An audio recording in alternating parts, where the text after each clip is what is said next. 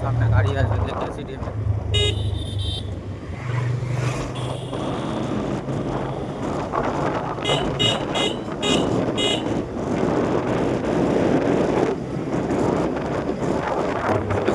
গাড়ি আসবে।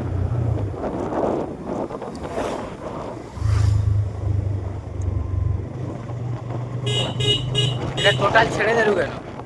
এইটা পিকআপটা হালকা ধরে রাখবি, পুরা ছেড়ে দিবি নি।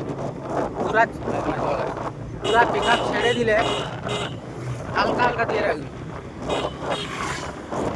ওই যে গঙ্গ করছে পিকআপটা একদম ক্লাচ টিপে এটাকে তুলুরু ওই জন্য গঙ্গ করছে। ক্লাচ ছেড়ে দে।